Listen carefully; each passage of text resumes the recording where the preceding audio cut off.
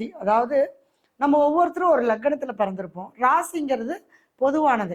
நம்ம அந்த கோச்சார சனி பயிற்சி, குரு பயிற்சி, ராகு கேது பயிற்சி எல்லாம் பார்த்தீங்கன்னா சந்திரனுக்கு நம்ம பார்ப்போம் இல்லைங்களா? ஏன்னா சந்திரன் தான் வந்து நம்மளுடைய உடம்பு மனசு. அப்போ நாளுக்கு நாள் வளர்ந்து கொண்டே இருப்பது என்னங்க? மனசும் உடம்பும் தான் நம்மளுக்கு மாறிட்டே இருக்கும். மாறாதது அப்படிங்கிறது லக்னம். நம்மளுடைய உயிர் அப்படிங்கிறது மாறாத இருக்கக்கூடியது. அப்போ இந்த உடம்பும் அந்த மனசும் சந்திரன் சொல்லக்கூடிய அந்த கிரகம் நம்மளை இயக்கிறதுனால தான் தசாபுத்தி வழியாக தான் நம்மளை இந்த அதாவது சந்திரன் வந்து இயக்கிட்டே வருவார். அதனால தான் மாற்றங்கள் ஒன்றே மாறாதது அப்படின்னு சொல்லியிருக்காங்க. அப்போ நான் போன வருஷம் நல்லா இருந்தேன், எனக்கு குரு பயிற்சி சூப்பராக இருந்ததுன்னு சொன்னாங்க, நல்லா இருந்தேன். இந்த வருஷம் குரு பயிற்சி சனி பயிற்சியெல்லாம் நல்லா இருக்குன்னு சொன்னாங்க, ஆனால் நான் இந்த வருஷம் நல்லா இல்லை. நிறைய பேர்த்துக்கு அந்த கேள்வி இருக்கும் இல்லையா? ஏன்னா நல்லா இருக்கும்னு ராசிக்கு சொல்லிட்டாங்க, ஆனால் எனக்கு ஏன் அந்த பலன் வந்து எனக்கு கிடைக்கல. இப்போ குரு, நம்ம குரு எடுத்துக்கலாம். இப்போ ரிஷப ராசியில் குரு இருக்காருன்னு வச்சுக்கோங்க. ஒரு பொதுவாக சும்மா ஒரு ஹிண்ட்ஸ் மட்டும் நான் சொல்லிட்டு அப்புறம் நான் விளக்கத்துக்கு போயிடுறேன். இப்போ குரு இருக்கார் ரிஷபத்தில். அப்போ ரிஷபத்தில் இருக்கக்கூடிய குரு யாருக்கெல்லாம் நல்லது கொடுப்பாரு அப்படின்னு கேட்டிங்கன்னா, அவருடைய பார்வை எங்கெல்லாம் படுதோ அவங்களுக்கெல்லாம் நல்ல பலன் கொடுப்பாருன்னு சொல்லியாச்சு. அப்போ ரிஷபத்துக்கு குரு 5ஆம் இடமான கன்னியை பார்க்குறார், 7ஆம் இடமா விருச்சிகத்தை பார்க்குறார், 9ஆம் பார்வையா மகரத்தை பார்க்குறார் இல்லையா? ஆனால் கன்னிராசிக்காரங்களுக்கு இந்த வருஷம் கல்யாணம் ஆயிடுச்சா அப்படின்னு கேட்டால், மேடம் ஜாதகம் நான் குரு பயிற்சி வந்தோடனே சொன்னாங்க உங்களுக்கு குரு பலன் வந்துருச்சு, குரு பார்வை வந்துருச்சு, கல்யாணம் ஆயிரும் அப்படின்னாங்க. ஆனால் இன்னும் இது வரைக்கும் கல்யாணம் நடக்கல. இப்போ விருச்சிக ராசி அதே மாதிரி மகர ராசி எல்லாம் சூப்பராக இருக்குன்னு சொன்னாங்க, குரு பார்வை கோடி நன்மையை கொடுக்கும்னாங்க. ஆனால் எனக்கு எதுவுமே நடக்கல. எல்லாருக்கும் நடக்குமா அப்படின்னா கிடையாது. ஏன் நான் எனக்கு மட்டும் நடக்கல? கேள்வி இருக்கு இல்லையா? குரு பார்க்குறாருங்கிறாங்க, குரு பார்வை வந்துருச்சுங்கிறாங்க, திருமணம் பண்ணலாங்கிறாங்க, ஆனால் எனக்கு திருமணம் பார்த்தா அமையலை, அல்லது குழந்தை பாக்கி அமையலை, அல்லது எனக்கு தேவையான விஷயங்கள் எதுவுமே நடக்கலை. அப்படிங்கிறப்ப தான் அந்த தசா புத்தி. அப்போ உங்களுடைய லக்னத்துக்கு எந்த திசை உங்களுக்கு யோகத்தை கொடுக்கும்? இப்போ நீங்களே பார்த்துக்கலாம். நான் வந்து கடந்த ஏன்னா இப்போ எல்லாரும் மேக்சிமம் ஜோதிடர் ஆகிட்டோம். நம்ம ஒவ்வொருத்தருமே வந்து பார்த்திங்கன்னா சாதாரண பாமர மக்கள் கூட இன்னைக்கு ஜோதிடத்தில் ஒரு 50% தேர்ச்சி அடைஞ்சிருக்காங்க.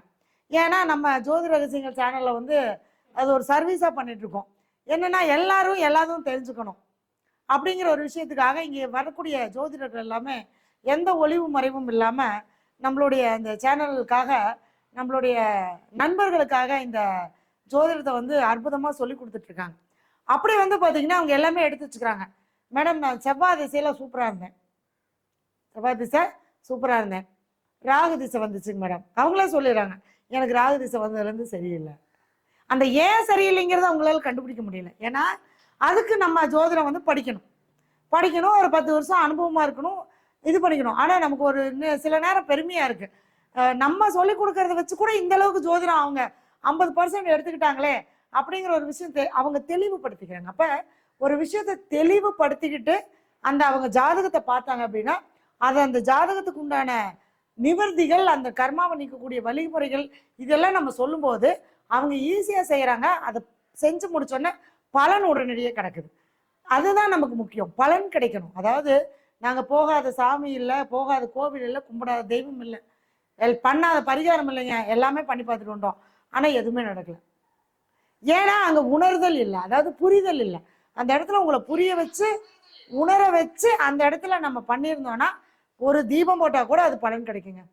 அது எப்போ செய்யணும், எப்படி செய்யணும், அது அவங்கவுங்க ஜாதகத்துக்கு உண்டான மாதிரி அந்த நாள், அந்த நட்சத்திரம், அந்த ஹோரை, அந்த கிரகத்துக்கு உண்டான அந்த விஷயங்களை நம்ம செய்யும்போது கண்டிப்பாக நமக்கு அந்த தாக்கத்திலேருந்து நம்மளை கண்டிப்பாக நம்ம காப்பாற்றிக்கலாம். அதுக்காக தான் ஜாதகம் பார்க்கறது.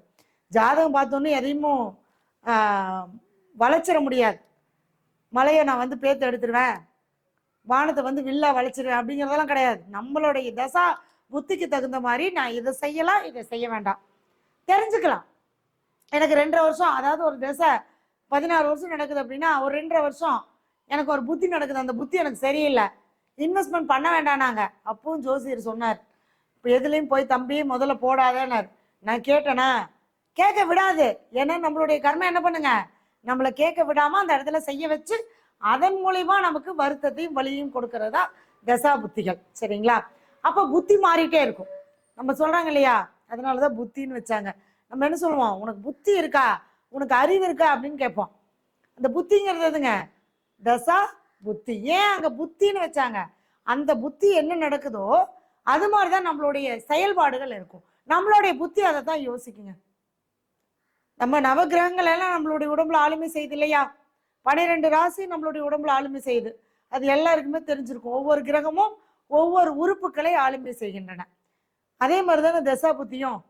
அப்போ ஒரு தசை நடக்கும்போது அந்த திசையில முழுக்க அவங்களுடைய குணங்கள் அந்த திசாநாதனை சார்ந்தே இருக்கும். ஒரு புத்தி நடத்தும் போது அவங்களுடைய எண்ணங்கள், புத்தி, செயல்பாடுகள் எல்லாமே அந்த புத்திநாதனை பொறுத்தே இருக்கும். அப்ப அந்த தசாநாதனுக்கும் புத்திநாதனுக்கும் ஒரே நேரா நட்பா இருந்துன்னு வச்சுங்களேன், அந்த புத்தி சூப்பரா இருக்கும். அப்ப அந்த தசாநாதனுக்கு புத்திநாதன் ஆப்போசிட், பகையா போச்சு. இவன் கொடுக்குறேங்கிறான், இவன் வேண்டாங்கிறான். அங்க என்ன நடக்குங்க, ஒரு போராட்டத்தை கொடுக்கும்.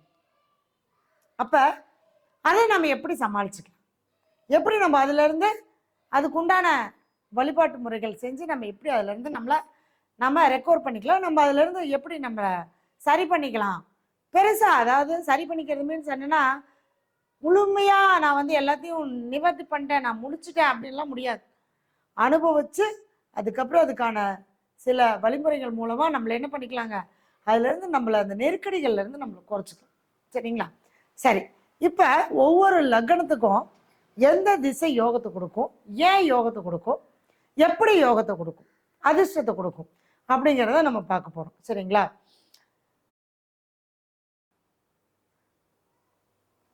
இப்ப முதல்ல பாத்தீங்கன்னா மேஷ லக்னம், எல்லாமே மேஷம்தான். முதல்ல தலையாய லக்னமே மேஷ லக்னம் தான். இந்த மேஷ லக்னத்துல பிறந்தவங்க பாத்தீங்க அப்படின்னா எல்லாத்துலயுமே முதன்மையா இருக்கணும்னு ஆசைப்படுவாங்க. ஏன்னா தலை இல்லையா, தலை தானே நம்மளுடைய உடம்புல பிரதானமா இருக்கு. அப்போ அந்த தலை, அப்போ அவங்க எல்லாமே தலைமை பண்பு, தலைமையா இருக்கணும்.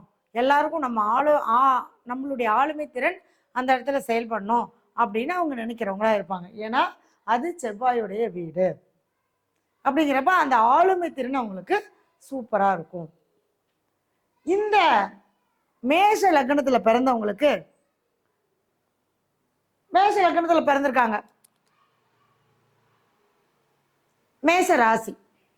ஏன்னா சந்திரன் என்ன பண்ணுங்க, ராசியா மாறும். ராசி தானே திசையை கொடுக்கக்கூடிய கிரகம், சந்திரன் தான். இப்ப மேஷ லக்னமா இருந்தா லக்னத்துக்கு திசை வராது, ராசிக்கு தான் திசை வரும். சந்திரனுக்கு தானே நமக்கு திசை வரும். அப்ப மேஷ லக்னம் அல்லது மேஷ ராசி. அப்ப இந்த மேஷ ராசியில என்னென்ன நட்சத்திரம் இருக்கும், முதல்ல 3 நட்சத்திரம் இருக்கும். அஸ்வினி, பரணி, கிருத்திகை. இந்த 3 நட்சத்திரங்களும் மேஷத்துல விழுகும். இப்ப இந்த மேஷ ராசி மேஷ லக்னத்துல பிறந்தவங்களுக்கு ஃபர்ஸ்ட் அஸ்வினி நட்சத்திரத்தில் பிறந்தாங்கன்னா ஃபர்ஸ்ட் என்ன திசை நடக்கும், கேது திசை நடக்கும். ஃபர்ஸ்ட் கேது திசை நடக்கும். அதுக்கப்புறம் சுக்கிர திசை நடக்கும். அதுக்கப்புறம் சூரிய திசை நடக்கும். அப்புறம் சந்திர திசை, அப்புறம் செவ்வாய் திசை, அப்புறம் ராகு திசை, அடுத்தது குரு திசை, சனி திசை, புதன் திசை, கேது திசை, சாரி புதன் திசை. இப்ப 9 கிரகமும் திசை நடத்துதுங்களா. இப்ப அஸ்வினியில பிறந்தா கேது திசையில பிறந்திருப்பாங்க, அப்படியே ரொட்டேஷனா வரும். இப்ப பரணியில பிறந்திருந்தா சுக்கர திசை, அடுத்து சூரிய திசை, சந்திர திசை, செவ்வாய் திசைன்னா அந்த திசை மாறிட்டே வரும். அடுத்து கிருத்திகையில பிறந்திருந்தாங்கன்னா சூரிய திசை ஸ்டார்ட், சூரியன்ல இருந்து அப்படியே ஒவ்வொரு கிரகமா வரும். சரி, மேஷ ராசிக்கு பாத்தீங்க அப்படின்னா கேது பாத்தீங்க எப்பவுமே சமமானது கொடுக்கறது. கேது நிக்கக்கூடிய சாரநாதனை பொறுத்து அந்த திசை வேலை செய்யும்.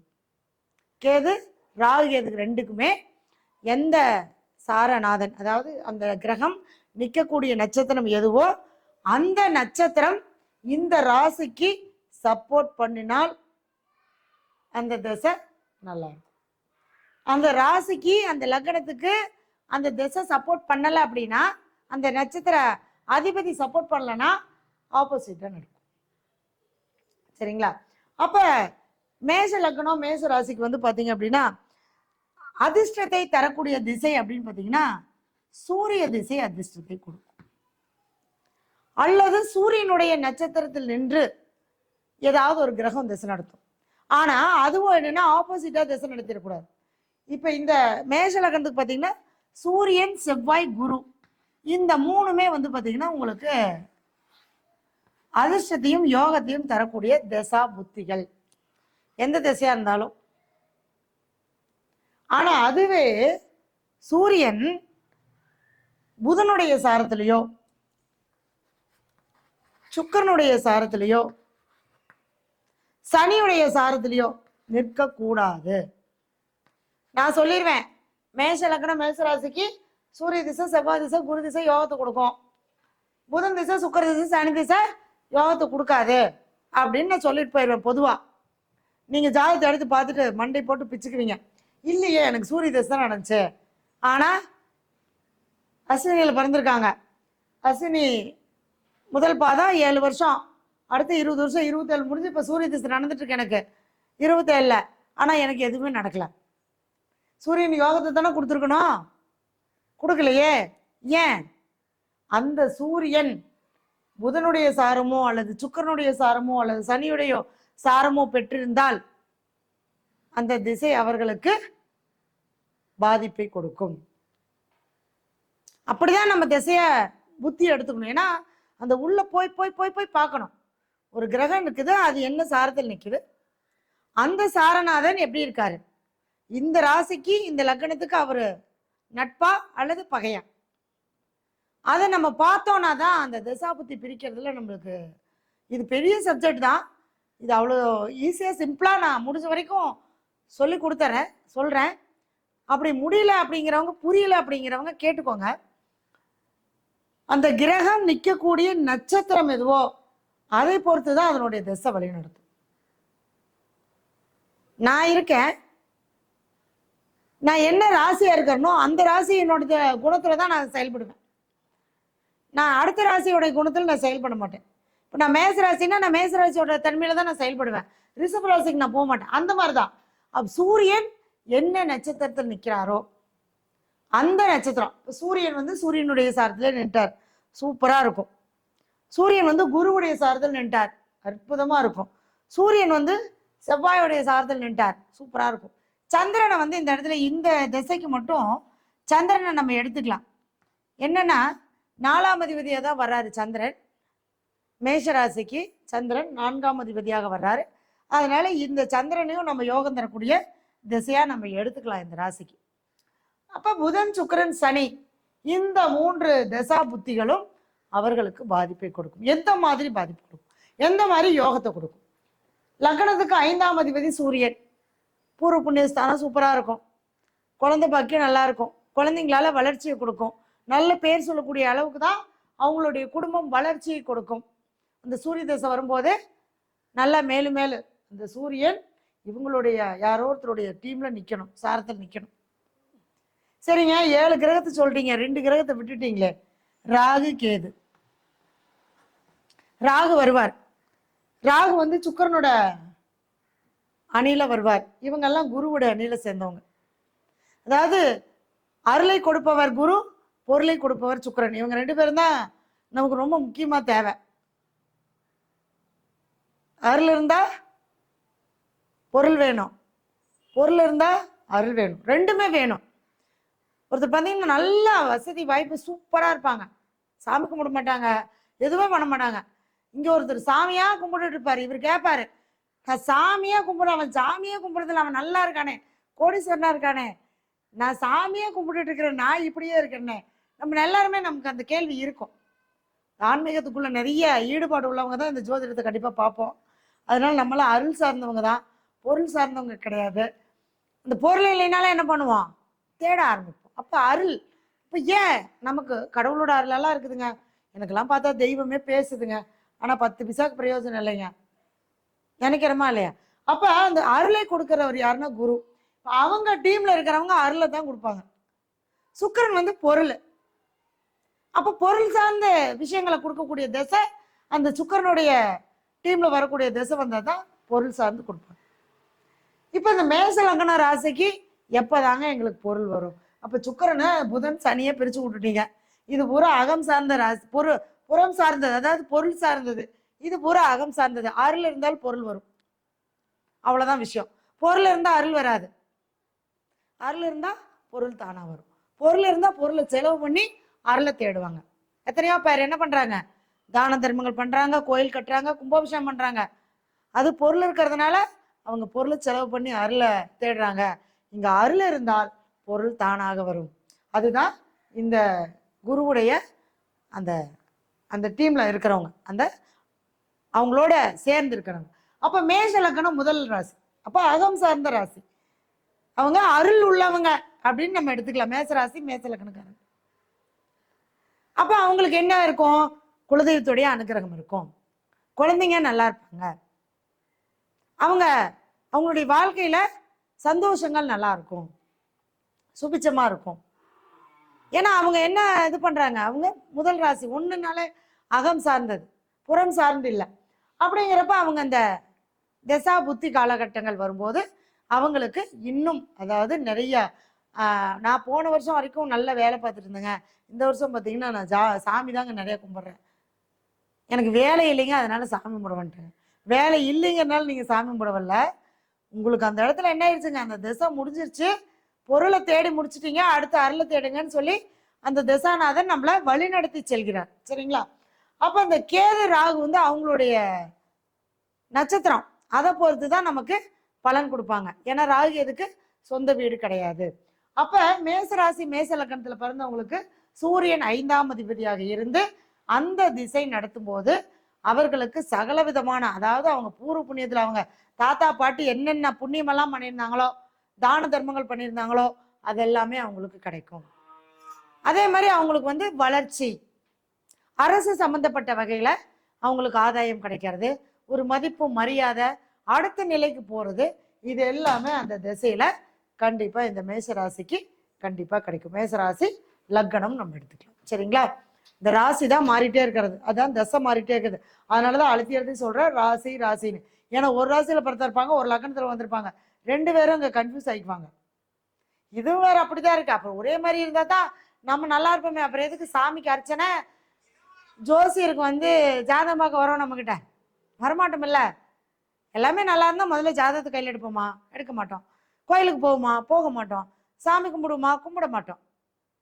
நான் சம்பாதிக்கேன், நல்லா இருக்கேன், எல்லாமே எனக்கு கிடைச்சிருச்சு, நமக்கு எப்படி அதெல்லாம் நம்ம தேட தோணும்?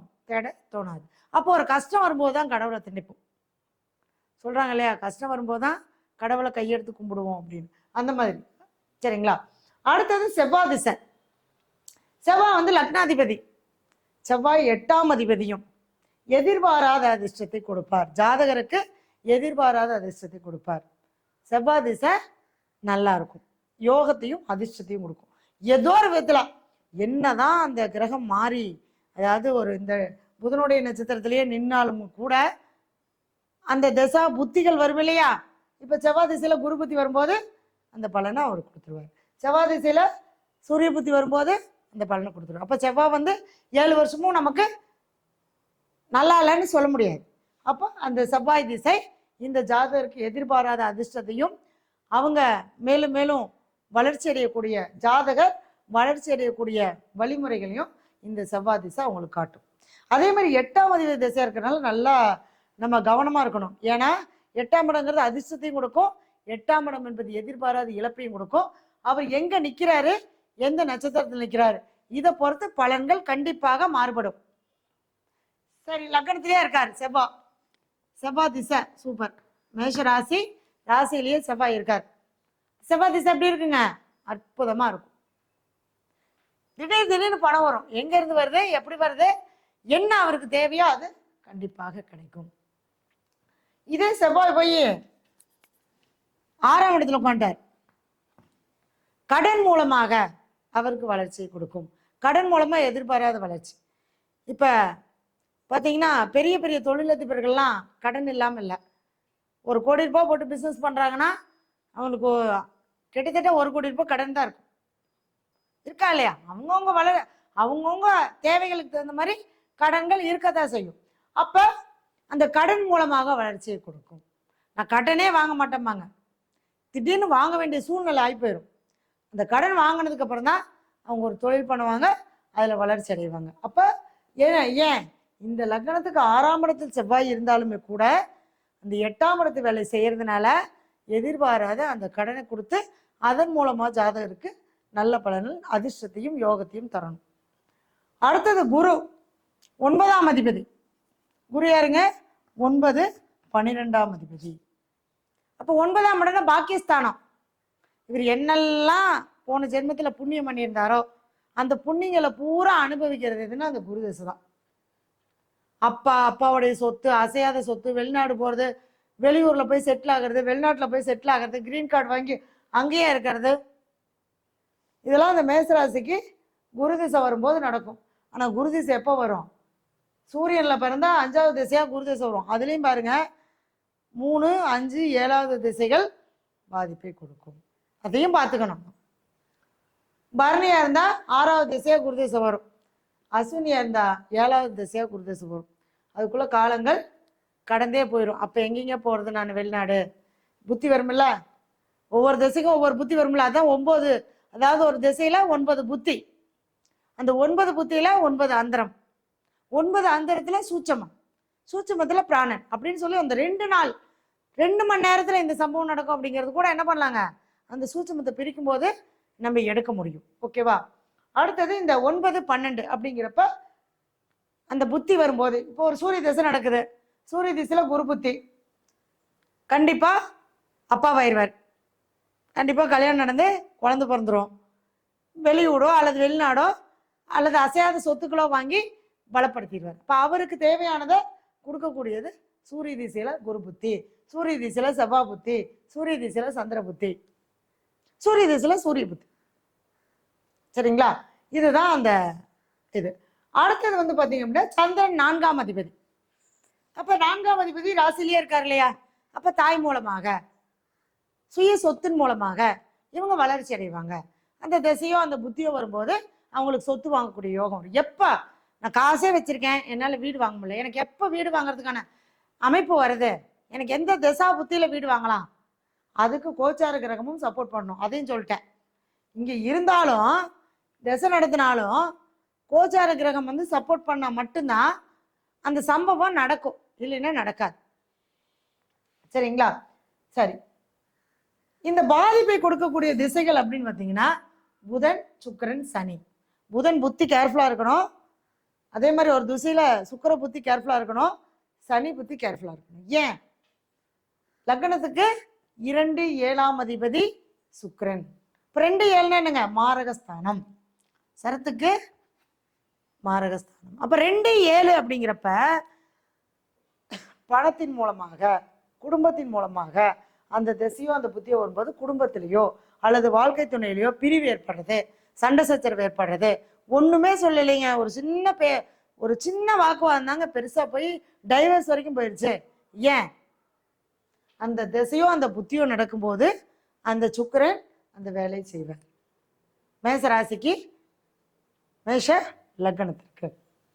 அப்ப அடுத்தது சனி. சனி யார்? ஆல்ரெடி பாதகாதிபதி. சனி 10க்கும் 11க்கும் உடையவர், தர்ம கர்மாதிபதி பிளஸ் லாபஸ்தானாதிபதி. ஆனா இந்த சரலக்கணத்துக்கு யாருங்க பாதகாதிபதி? சனி பகவான் பாதகாதிபதி. அங்க செவ்வாய் சனி பகை. ஏன்னா இவனுடைய மேஷராசியுடைய அதிபதி யாருங்க? செவ்வாய். அப்ப சனி யாருங்க? பாதகாதிபதி. சனி செவ்வாய் பகையான கூடிய ஒரு கிரகம். அதனால இந்த லக்கணத்துக்கு, இந்த ராசிக்கு சனி திசை, சனி புத்தியோ வந்தால் விரயங்கள் ஆகும். ரொம்ப கேர்ஃபுல்லா இருக்கணும். ரொம்ப நண்பர்கள் மூலமாகவே ஏமாற்றத்தை சந்திக்கணும். ஒரு தொழில் செய்யறேன்னு சொல்லி அந்த தொழில் மூலமா இருக்கிறது பூரா இழந்துட்டு நிற்கக்கூடிய காலகட்டம் வரும். நீங்க உங்க ஜாதகத்தை எடுத்து எனக்கு கடந்த 2 வருஷம் என்ன நடந்துச்சா, அதுக்கு முன்னாடி வருஷம் என்ன நடந்ததுன்னு நீங்களே உங்களை திங்க் பண்ணிட்டே வந்தீங்கன்னா அந்த தசாபதி எடுத்து பார்த்தீங்கன்னா கரெக்டாக இருக்கும். ஓ இதனாலதான் இப்ப நடந்துச்சா, எல்லாரும் குரு பயிற்சி நல்லா இருக்குனாங்க, சனி பயிற்சி நல்லா இருக்குனாங்க, 2.5 வருஷம் ராகு எது பயிற்சி 1.5 வருஷம் நல்லா இருக்குனாங்க, எல்லாம் சொல்லிட்டு இருக்காங்க யூடியூப்ல. ஆனா எனக்கு எதுவுமே நடக்கல. ஏன் நடக்கல? இது நீங்களே தெரிஞ்சுக்கலாம். அப்ப இந்த மேச ராசி மேச லக்னத்துக்கு சூரியன் செவ்வாய் குரு சந்திரன் நல்ல பலன்களை கொடுக்கும், அதிர்ஷ்டத்தை கொடுக்கும், யோகத்தை கொடுக்கும்.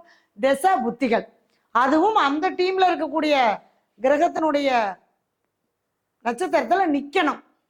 அது நிக்கக்கூடிய வீட்டை பொறுத்து பலன்கள் அதிகப்படுத்தி கொடுக்கும். இப்ப செவ்வாய் 10ல இருந்துன்னு வச்சுக்கோங்களேன், செவ்வாய் மேஷ லக்னத்துக்கு 10ல இருக்காரு, சூப்பரா இருக்கும். செவ்வாய் உச்சமா இருக்காரு, அந்த இடத்துல செவ்வாய் எப்படி இருக்காருங்க, உச்சமா இருக்காரு. அப்ப செவ்வாய் திசை தொழில் மூலமாக ஒரு கௌரவத்தை கொடுக்கறது, மரியாதை கொடுக்கறது, அந்தஸ்து கொடுக்கறது, நல்ல பதவி பேர் புகழ் அப்படின்னு சொல்லக்கூடிய விஷயங்களை இந்த செவ்வாய் கொடுக்கும். அப்போ ஒவ்வொரு வீட்டிலையும் எந்த வீட்டில் இருக்கு, எந்த நட்சத்திர சார்த்து இருக்கிறத பொறுத்து நம்மளுக்கு என்ன பண்ணுங்க பலன்களை கொடுக்கும். அப்ப இந்த புதன் சுக்கிரன் சனி வரக்கூடிய காலகட்டங்கள் நம்ம என்ன பண்ணணும், கேர்ஃபுல்லா இருக்கணும். அதே மாதிரி பாத்தீங்க அப்படின்னா ராகு, இந்த மேச ராசி மேச லக்னக்காரங்களுக்கு ராகு பகவான் ரொம்ப, அந்த ராகு திசை வரும்போது ரொம்பவே கவனமா இருக்கணும். ஏன்னா அந்த ராகு நிக்கக்கூடிய நட்சத்திரம் சுக்கிரன் சனி புதனாக இருந்துட்டால், ஏன்னா இந்த மேசத்துக்கு எதுவும் ஆகாதுங்க, இது ஆகாது. அப்ப இந்த ராகு கண்டிப்பா நமக்கு ஏமாற்றத்தையும் இழப்புகளையும் நல்ல நமக்கு வந்து என்ன சொல்றது வச்சு செஞ்சுட்டாருன்னு சொல்றாங்க இல்லையா, அந்த மாதிரி முடிச்சு விட்டு போயிடுவார். அடுத்தது இதே சூரியன் செவ்வாய் குரு சந்திரனுடைய நட்சத்திரத்தில் இருந்துச்சுன்னு வச்சுக்கோங்க, ராகு சூப்பர், அப்படியே பலன் வந்து சூப்பராக கொடுத்துருவார். நல்ல பிரம்மாண்டமான வளர்ச்சி, ஜாதகருக்கு தேவையான எல்லா விஷயத்தையும் கொடுத்துருவார். வெளிநாடு போகிறது, பிரயாணங்கள் போகிறது, கடவுள் ஆன்மீக வழிபாடுகள் பண்ணுறது, அருள் சார்ந்து நிறைய ஞானம் தேடி எடுத்துக்கிறது, இந்த மாதிரி விஷயங்களை ராகு பகவான் கொடுப்பாரு. என்ன கேது தானே ஞானத்தை கொடுப்பாரு, ராகு எப்படி ஞானத்தை கொடுப்பாருமீங்க? இல்லை, ராகுவும் குருவுடைய சாரத்திலேயோ அல்லது இந்த மேஷராசிக்கு இந்த 4 கிரகங்களுடைய சாரத்தில் இருக்கும்போது கண்டிப்பா அருள் சார்ந்த விஷயங்களை கொடுப்பார். அடுத்தது கேது. கேது எப்பவுமே வந்து பார்த்தீங்கன்னா சமம். அப்ப கேது நிற்கக்கூடிய நட்சத்திரம் இப்ப அஸ்வினில பிறந்திருக்காங்க, கேது தசை தான் நடக்குது. அது பிறந்த குழந்தை எப்படி பார்த்தாலும் 7 வயசுக்குள்ளதான் நடக்கும். 7 வயசு குழந்தைக்கு என்ன அது நடந்துட முடியும் சொல்லுங்க பார்க்கலாம்? அதுக்கு தேவை பால், தூக்கம், உடம்பு சரியில்லைன்னா அம்மா ஆஸ்பத்திரி கூப்பிட்டு போக அம்மா அப்பா இருக்காங்க, அம்மா மட்டும் இருந்தா போதும், பால் மட்டும் இருந்தா போதும் அந்த குழந்தைக்கு, இல்லையா? அப்ப அந்த கேதுல வந்து அவங்களுக்கு என்ன தெரியாதுங்க, எந்த ஞானமோ அல்லது எதுவோ அவங்களுக்கு தெரியாது. ஆனா இந்த கேது நிக்கக்கூடிய நட்சத்திரத்தை பொறுத்து அவங்களுக்கு என்ன மாறுங்க, அந்த திசாபுத்தி மாறும்போது அது யாருக்கு பலன் கொடுக்கும், அம்மா அப்பாவுக்கு பலன் கொடுக்கும். அதான் கேட்பாங்க, ஒரு குழந்தை பிறந்திருக்கு, இவன் பிறந்த நேரம் அம்மா அப்பாவுக்கு நல்லா இருக்கா இல்லை எப்படி இருக்கு? அந்த காலத்துல சொன்னாங்க குழந்தை பிறந்துட்டா பெரியவங்க ஜாதகம் பார்க்க தேவையில்லை அப்படின்னு. ஆனா நம்ம இப்ப சொல்றோம் அவங்கவுங்களுக்கு வச்சா அவங்கவுங்க தான் சாப்பிடணும். ஏன் அப்படின்னா இந்த குழந்தை பிறக்கக்கூடிய நேரம் அம்மா அப்பாவுக்கு நல்லா இருந்ததுன்னா அவங்க ஜாதகத்துல சரியா இல்லைனாலும் கூட இது வந்து அவங்கள சப்போர்ட் பண்ணி கொண்டு போயிடும் தான் குழந்தை பிறந்தா பெரியவங்க ஜாதகம் பார்க்க வேண்டாம்னாங்க. நாம தப்பா புரிஞ்சுக்கிட்டோம். இப்ப வந்து பாத்தீங்க அப்படின்னா அந்த குழந்தை பிறந்தா அந்த குழந்தைக்கு 12 வயசு வரைக்கும் அதனுடைய ஜாதகம் என்ன பண்ணாதுங்க, அதுக்கு வந்து அதனுடைய உடல் சார்ந்த விஷயங்களையும் அதனுடைய தேவைகளுக்கு மட்டும்தான் அவனுடைய ஜாதகம் பலன் சொல்லும். இப்ப பிறந்த குழந்தை கல்யாணமா பண்ண போகுது, படிக்கவா போகுது? இல்ல 6 வயசுக்கு மேலதானே படிக்க போகுது. அப்ப அந்த 6 வயசுக்கு மேல படிப்புன்னு சொல்லக்கூடிய அந்த விளையாட்டு பருவம், 12 வயசுக்கு மேலதான் பருவ வயசு. அப்ப அந்த ஒரு குரு வந்து ஒரு ராசிக்கு ஒரு கட்டம், 12 கட்டம், 12 கட்டம் சுத்தி வரும்போதுதான் அந்த குழந்தையுடைய அந்த ஜாதகம் அந்த குழந்தைக்கு அதனுடைய கர்ம பலன்களை எடுத்து அது அனுபவிக்கும். புரியுதுங்களா? 12 மாதம் பிறந்த குழந்தைக்கு ஏன் 1 வருஷம் கழிச்சுதான் ஜாதகம் எழுதணும்னு சொல்றாங்க. ஒவ்வொரு மாசமும் குரு மாறி வரும்போது அந்த 1 வருஷம் அப்படிங்கிறப்ப சூரியன் 30 நாள் ஒவ்வொரு மாசமா மாறி வந்து நிறைவு பெறும்போது 12 மாதம். அதனாலதான் பிறந்தாலும் 12 மாதம், இறந்தாலும் 12 மாதம். எப்படி 12 மாசம் இறந்தவங்களுக்கு திதி கொடுப்பாங்க, பிறந்த குழந்தைக்கு 12 மாசமும் அந்த ஒவ்வொரு வளர்ச்சியா வந்து 12வது மாசம் அந்த உச்சி அப்படின்னு சொல்லக்கூடிய அந்த உச்சி வந்து முடிக்கும். அப்பதான் அதனுடைய இது வந்து வேலை செய்ய ஆரம்பிக்கும். அதனால தான் இந்த 12 மாதம் கழிச்சு தான் ஜாதகம் குழந்தைக்கு எழுதுனாங்க. இப்போ அப்படி இல்லை, நம்ம டெலிவரிக்கு போகும்போதே இன்ன ராசி இன்ன நட்சத்திரத்தில் தான் குழந்தை பிறக்கணும், இத்தனை மணிக்கு தான் குழந்தை பிறக்கணும்னு என்ன பண்ணிட்டு போயிடுறோம், எழுதி குறிச்சிட்டு போயிடுறோம். அப்படி இருந்தாலும் நம்ம குறிக்கிறதில்ல, நாம் நினச்சிட்டோம் நம்ம தான் குறித்து கொடுத்தோன்னு. கிடையவே கிடையாது. நம்மளுடைய விதிப்பயன் எப்படி இருக்கோ அதுக்கு தகுந்த மாதிரி அந்த நேரம் கரெக்டாக அமைஞ்சிரும். இல்லை முன்னாடியே வழிபந்து பிறந்துடும், இல்லை டாக்டர் அம்மா அந்த நேரத்துக்கு வராமல் அடுத்த 1 மணி நேரத்தில் குழந்தை பிறக்கும். அதெல்லாம் இயற்கையாக நடக்கக்கூடியது. அதான் சொல்லுவாங்க இல்லையா, மலை பேரும் பிள்ளை பேரும் மகாதேவனுக்கே தெரியாதான். அந்த மாதிரி அது இறைவனால் எழுதப்பட்டது. அந்த விஷயத்துக்கு நம்ம போக வேண்டாம். சரி, இதுதான் இந்த மேச ராசி லக்னத்தில் பிறந்தவங்களுக்கு உண்டான அதிர்ஷ்டம் தரக்கூடிய திசைகளும் எது பாதிப்பு தரக்கூடிய திசா புத்தியும் தெரிஞ்சுட்டா நாம் அதுலேருந்து நம்ம என்ன பண்ணிக்கலாங்க, கேர்ஃபுல்லாக இருந்துக்கலாம். சரிங்களா? இந்த தகவல் உங்களுக்கு உபயோகமாக இருந்தால் இதே மாதிரி 12 ராசி லக்னத்துக்கு சொல்ல போகிறோம். பார்த்துட்டு இருக்கிறவங்க உங்களுடைய நண்பர்களுக்கு ஷேர் பண்ணுங்கள், லைக் பண்ணுங்கள். ஒரே ஒரு 2 டபுள் டிக் பண்ணிங்கன்னா லைக் கொடுத்துடலாம். லைக் கொடுத்தீங்கன்னா இன்னும் கொஞ்சம் உற்சாகமாக நம்ம அடுத்தடுத்து கொண்டு போகலாம். சரிங்களா?